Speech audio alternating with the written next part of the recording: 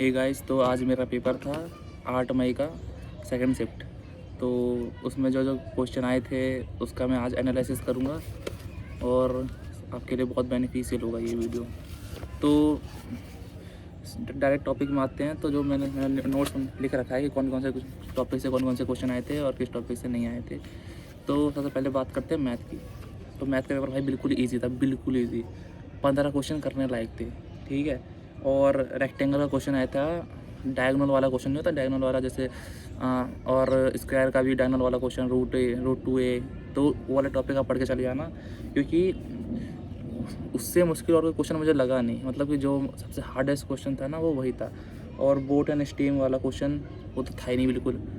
तो मतलब मैं पढ़ के तो गया था बोट स्टीम वाला क्वेश्चन, लेकिन वो आया नहीं, बिल्कुल ही नहीं आया वो क्वेश्चन, एक कोई क्वेश्चन नहीं था उसमें से। तो अब बात करेंगे रीजनिंग की।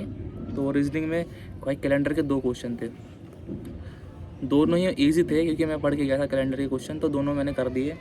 और क्लॉक का भी एक क्वेश्चन था कि 7 से एक घड़ी है 2 बजे, वो 7 मिनट लेट है और हर घंटे में 7 सेकेंड और क्या कहते हैं, हर घंटे में 7 सेकेंड टाइम गेन करती है।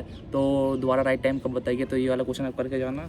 और बाकी ज़्यादातर क्वेश्चन मुझे सीरीज़ से दिखे, 6 से 7 क्वेश्चन सीरीज़ के थे उसमें। वही अल्फ़ाबेट सीरीज़ थे, ज़्यादातर अल्फ़ाबेट सीरीज़ थे, नंबर सीरीज़ बहुत कम थी।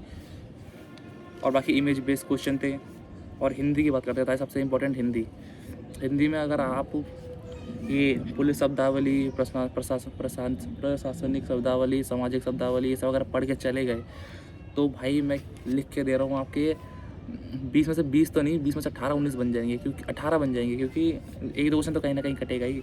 तो मेरे हिसाब से कम 8 से 9 क्वेश्चन, भाई पूरा पेपर मुझे भाई लग रहा था कि पुलिस शब्दावली से भरा पड़ा है। भाई पुलिस से रिलेटेड क्वेश्चन पूछ जा रहे, सारे पुलिस से रिलेटेड क्वेश्चन। और गद्यांश भी सेम ही था, उसमें पत्र वगैरह का गद्यांश था। तो गद्यांश तो ईजी है, गद्यांश आप कर लोगे आराम से।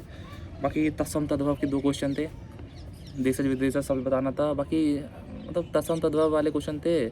और संज्ञा का सर्वनाम का क्वेश्चन था। और वाक्य शुद्धि, भाई वाक्य शुद्धि के 3-4 क्वेश्चन थे।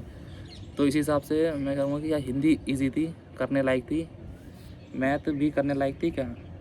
और जीके भाई, जीके में स्टैटिक जीके 3 से 4 क्वेश्चन स्टैटिक जीके के आ रहे हैं। सीए कह रहा हूँ, करंट अफेयर के 2-3 क्वेश्चन आ रहे हैं, अच्छे खासे आए थे 2-3 क्वेश्चन। और बाकी मेरे हिसाब से तो, और भाई सबसे बड़ी बात, मुझे पॉलिटी का एक क्वेश्चन नहीं दिखा उसमें, एक भी क्वेश्चन नहीं दिखा पॉलिटी का। पता नहीं यार, मेरी पॉलिटी मस्त है और वो पॉलिटी का क्वेश्चन ही नहीं दिया एक भी। और हिस्ट्री का क्वेश्चन था एक, हिस्ट्री का था कौन सा, हिस्ट्री का याद नहीं आ रहा, एक ही क्वेश्चन आया था हिस्ट्री का, बाकी और कुछ नहीं था।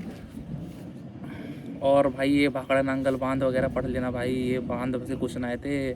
मेरा तो गलत हो गया, लेकिन आप अपना गलत मत करना। बांध और झील ये सब पढ़ लेना अच्छे से, ठीक है।